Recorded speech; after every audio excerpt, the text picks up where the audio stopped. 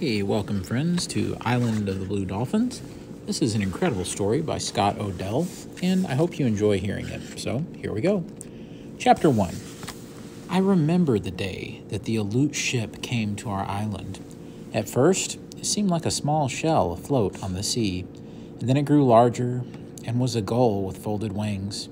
And at last, in the rising sun, it became what it really was, a red ship with two red sails. My brother and I had gone to the head of a canyon that winds down to the little harbor, which is called Coral Cove. We had gone to gather roots that grow there in the spring. My brother, Ramo, was only a little boy, half my age, which was 12. He was small for one who had lived so many suns and moons, but quick as a cricket. Also foolish as a cricket when he was excited. For this reason, and because I wanted him to help me gather roots and not go running off, I said nothing about the shell that I saw or the gulls with folded wings. I went on digging in the brush with my pointed stick as though nothing at all were happening on the sea, even when I knew for sure that the gull was a ship with two red sails.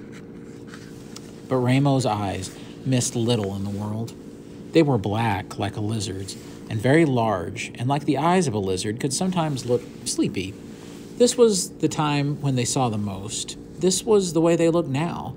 They were half closed, like those of a lizard lying on a rock, about to flick out its tongue to catch a fly. "The sea is smooth," Ramo said. "It is a flat stone without any scratches." My brother liked to pretend that one thing was another. "The sea is not a stone without scratches," I said. "It is water and no waves."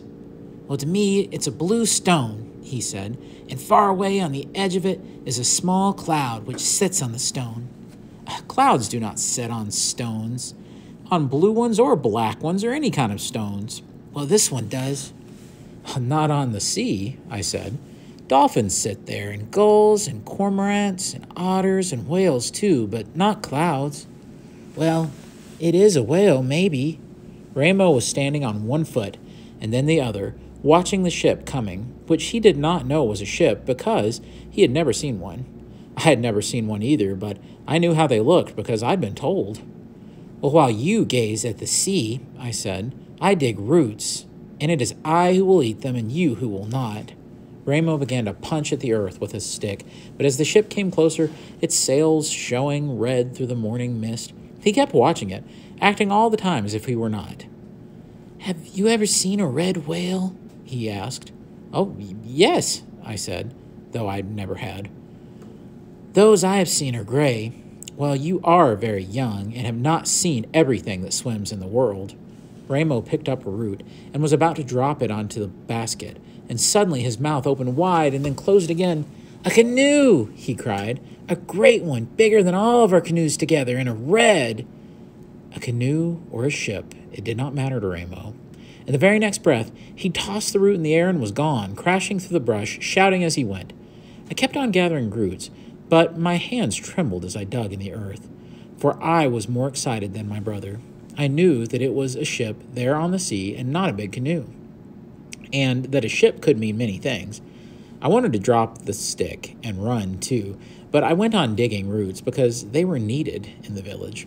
But by the time I filled the basket, the Aleut ship had sailed around the wide kelp beds that encloses our island, and between our two rocks that guard Coral Cove.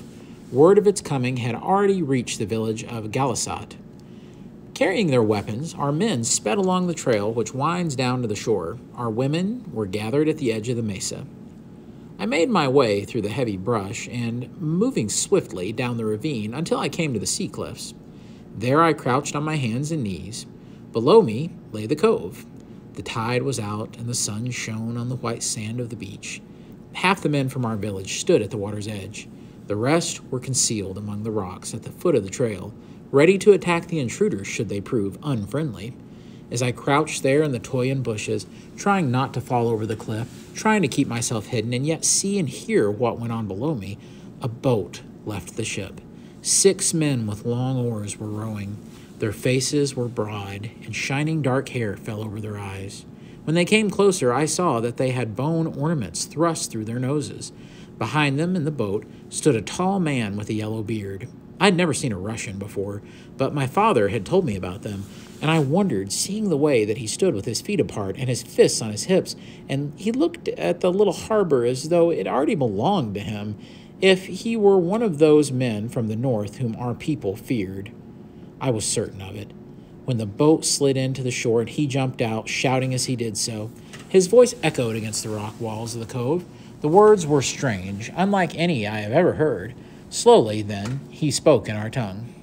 "I come in peace, and I wish to parley," he said to the men on the shore. None of them answered, but my father, who was one of those hidden among the rocks, came forward down the sloping beach, and he thrust his spear into the sand. "I am the chief of Galasat," he said. "My name is Chief Chowig." I was surprised that he gave his real name to the stranger. You see, everyone in our tribe had two names, the real one, which was a secret and was seldom used, and one which was common, for if people use your secret name, it becomes worn out and it loses its magic. Thus, I was known as Wanapele, which means the girl with the long black hair, though my secret name is Korana. My father's secret name was Chowig. Why he gave it to a stranger, I do not know. The Russian smiled and held up his hand, calling himself Captain Orlov. My father also held up his hand. I could not see his face, but I doubted that he smiled in return. "I have come with 40 of my men," said the Russian. "We come to hunt sea otter.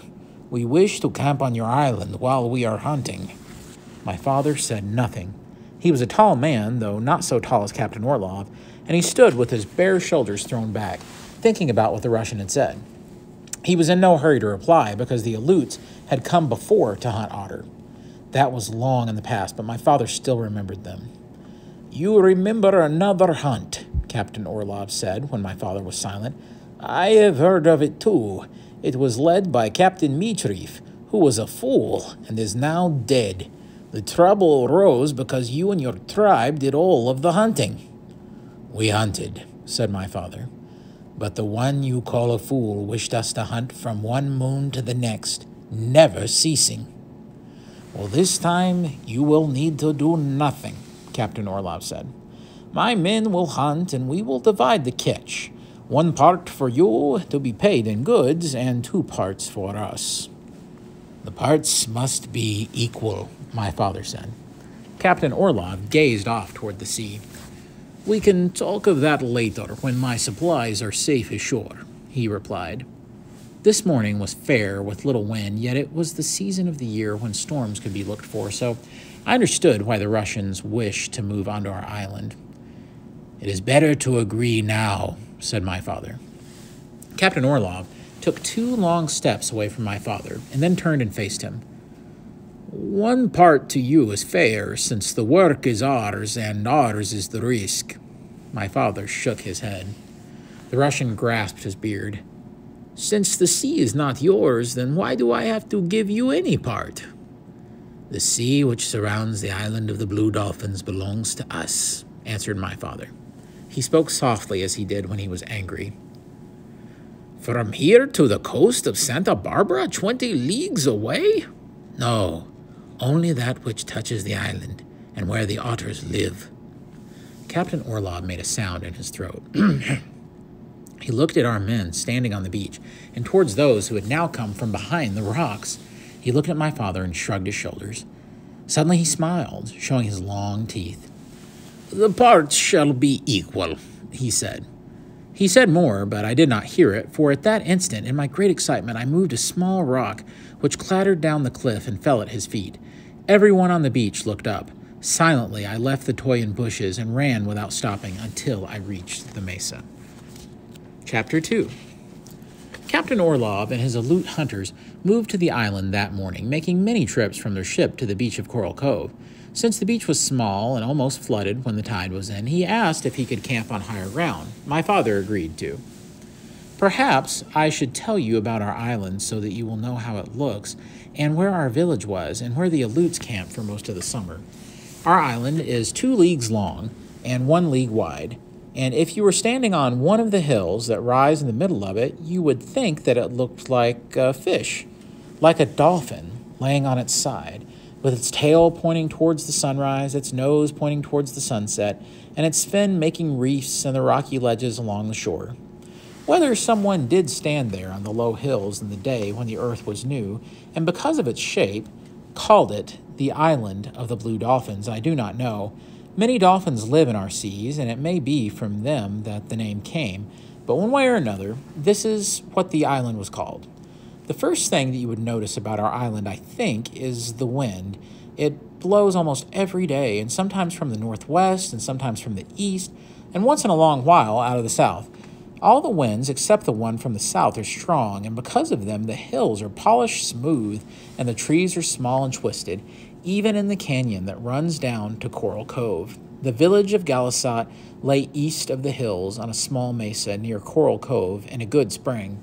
About half a league to the north is another spring, and it was there that the Aleuts put their tents, which were made of skins, and were so low to the earth that the men had to crawl into them on their stomachs.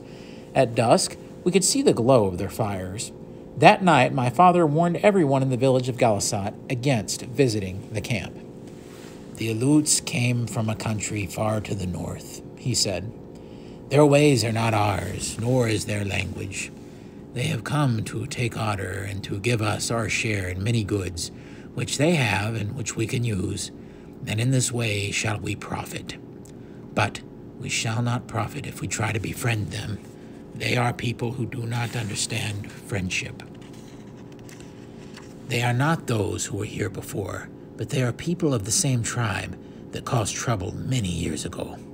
My father's words were obeyed. We did not go to the Aleut camp, and they did not come to our village.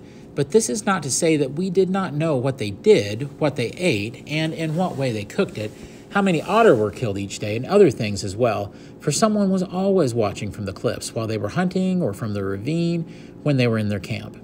Ramo, for instance, brought news about Captain Orlov. "In the morning, when he crawls out of his tent, he sits on a rock and he combs until the beard shines like a cormorant's wing," Ramo said.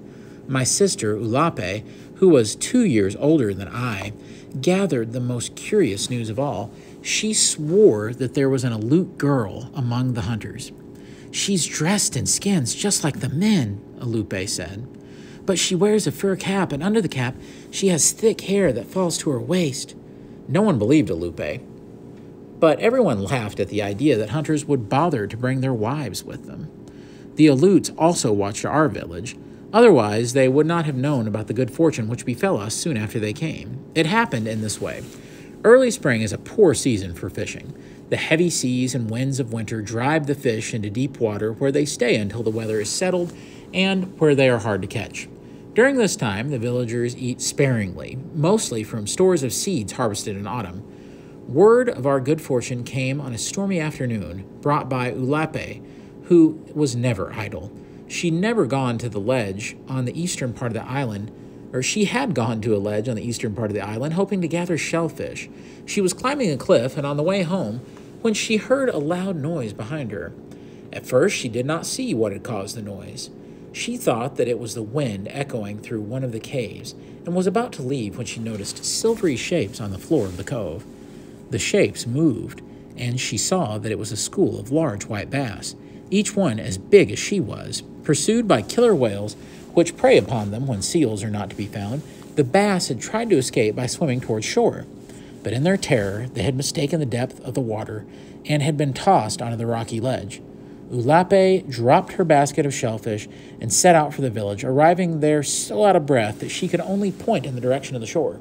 The women were cooking supper, but all of them stopped and gathered around her, waiting for her to speak. "A school of white bass," she finally said. Where?" everyone asked. "On the rocks, a dozen of them, perhaps more than a dozen." Before Ulape had finished speaking, we were running towards the shore, hoping that we would get there in time, that the fish had not flopped back into the sea, or that a chance wave had not washed them away. We came to the cliff and looked down, and the school of white bass was still on the ledge, glistening in the sun. But since the tide was high, and the biggest waves were already lapping at the fish, there was no time to lose. One by one, we hauled them out of reach of the tide, and then 2 women carrying a single fish, for they were all about the same size, and they were very heavy. We lifted them up the cliff and brought them home. There were enough for everyone in our tribe for supper that night and the next, but in the morning 2 Aleuts came to the village and asked to speak to my father. "You have fish," one of them said. "Only enough for my people," my father answered. "You have 14 fish," the Aleut said. 7 now because we ate 7. From 7 you can spare 2. "There are 40 in your camp," my father replied, "and more than that of us. Besides, you have your own fish, the dried ones that you brought." "Well, we tire of that kind," the Aleut said. He was a short man who only came to my father's shoulders, and he had small eyes like black pebbles and a mouth like the edge of a stone knife. The other Aleut looked very much like him. "You are hunters," my father said. "Go and hunt your own fish if you are tired of what you are now eating. I have my people to think of." "Well, Captain Orlov will hear that you refuse to share the fish." "Yes, tell him," my father said. "But also tell why we refuse." The Aleut grunted to his companion, and the 2 of them stalked off on their short legs across the sand dunes that lay between the village and their camp. We ate the rest of the white bass that night, and there was much rejoicing. But little did we know as we ate and sang, and the older men told stories about the fire, that our good fortune would soon bring trouble to Galasat. Chapter 3. The wide beds of kelp which surrounded our island on 3 sides came close to the shore and spread out to sea for a distance of a league. In these deep beds, even on the days of heavy winds, the Aleuts hunted. They left the shore at dawn in their skin canoes and did not return until night, towing after them the slain otter. The sea otter, when it is swimming, looks like a seal, but it really is very different. It has a shorter nose than a seal, and small webbed feet instead of flippers, and the fur that is thicker and much more beautiful.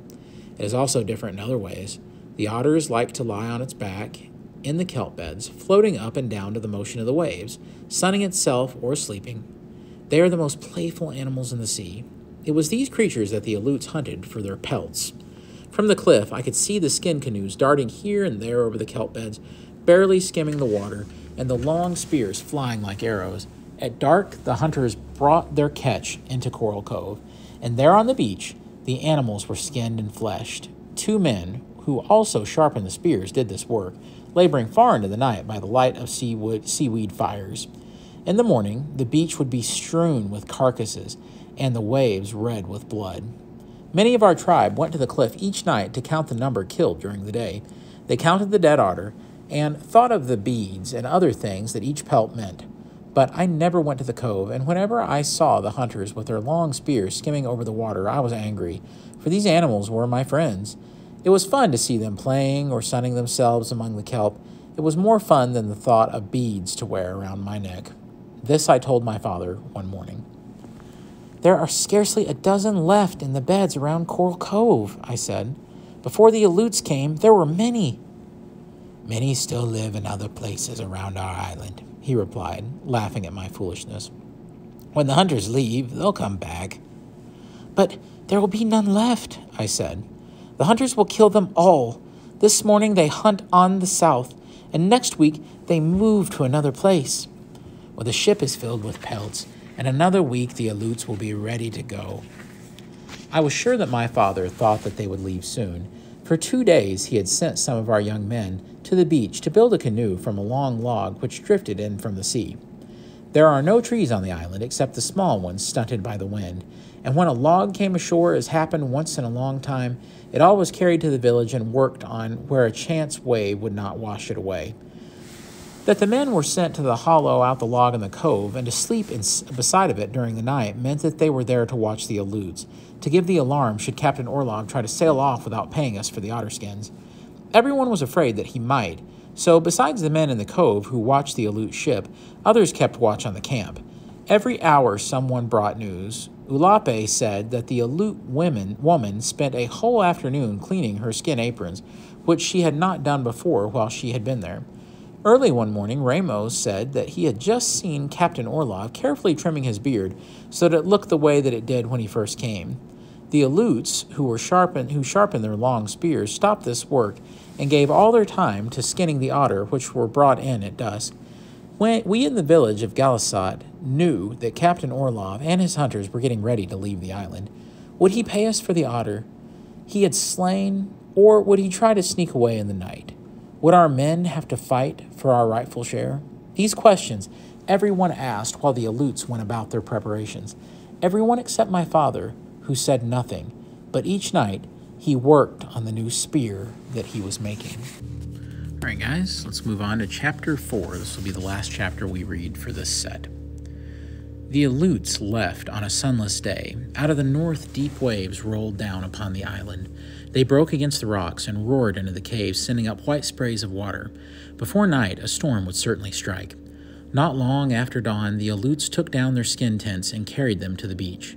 Captain Orlov had not paid my father for the otter that he had killed, so when the news came that the hunters had packed their tents, all of our tribe left the village and hurried down towards Coral Cove. The men with their weapons went first, and the women followed. The men took the trail that led to the beach, but the women hid themselves among the brush on the cliff. Ulape and I went together far out on the ledge where I had hidden before when the hunters first came. The tide was low, and the rocks and the narrow beach were scattered with bundles of otter pelts.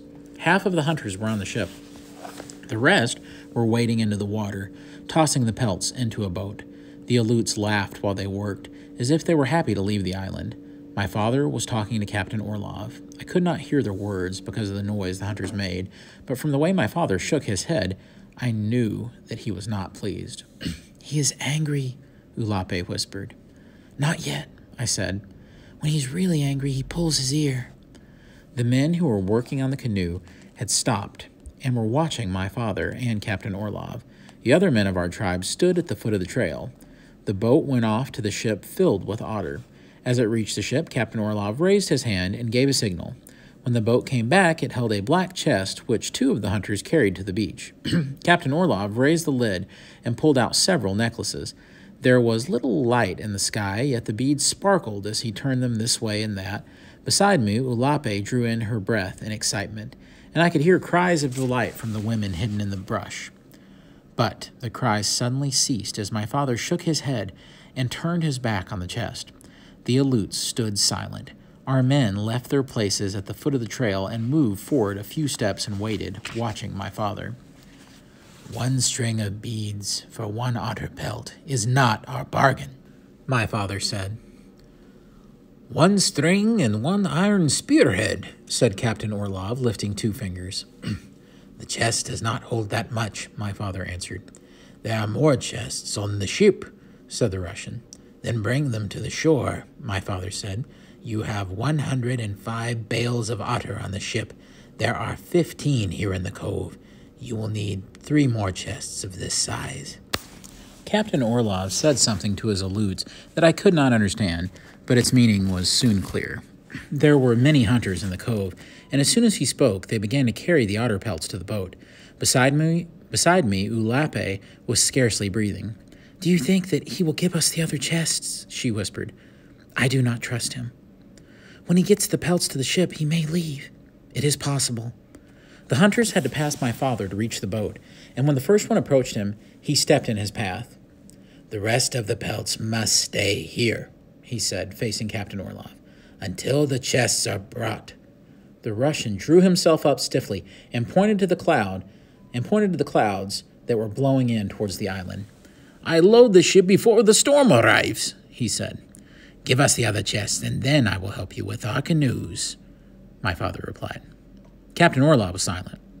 His gaze moved slowly around the cove. He looked at our men standing on the ledge of a rock a dozen paces away. He looked upward towards the cliff and back at my father, and then he spoke to his Aleuts. I do not know what happened first, whether it was my father who raised his hand against the hunter whose path that he barred, whether it was this man who stepped forward with a bale of pelts on his back and shoved my father aside. It all happened so quickly that I could not tell one act from the other. But as I jumped to my feet and Ulape screamed and others' cries sounded along the cliff, I saw a figure laying on the rocks. It was my father, and blood was on his face. Slowly he got to his feet, and with their spears raised, our men rushed down across the ledge. A puff of white smoke came from the deck of the ship. A loud noise echoed against the cliff. 5 of our warriors fell and lay quiet. Ulape screamed again and flung a rock into the cove. It fell harmlessly beside Captain Orlov. Rocks showered into the cove from many places along the cliff, striking several of the hunters. Then our warriors rushed in upon them, and it was hard to tell one from the other. Ulape and I stood on the cliff and watched helplessly, afraid to use the rocks we held, lest we injure our own men. The Aleuts had dropped the bales of otter. They drew their knives from their belts, and as our warriors rushed upon them, the two lines surged back and forth along the beach. Men fell to the sand and rose to fight again. Others fell and did not get up. My father was one of these. For a long time, it seemed that we would win the battle. But Captain Orlov, who had rowed off to the ship when the battle started, returned with more of his Aleuts. Our warriors were forced backwards to the cliff. There were a few of them left, yet they fought at the foot of the trail and would not retreat. The wind began to blow. Suddenly, Captain Orlov and his Aleuts turned and ran to the boat. Our men did not pursue them. The hunters reached the ship, the red sails went up, and the ship moved slowly between the two rocks that guard the cove. Once more, before it disappeared, a white puff of smoke rose from the deck. As Ulape and I ran along the cliff, a whirring sound like a great bird in flight passed above our heads. The storm struck as we ran, driving rain into our faces. Then other women were running beside us, and their cries were louder than the wind. At the bottom of the trail, we came upon our warriors. Many had fought on the beach. Few had left it, and of these all were wounded. My father lay on the beach, and the waves were already washing over him.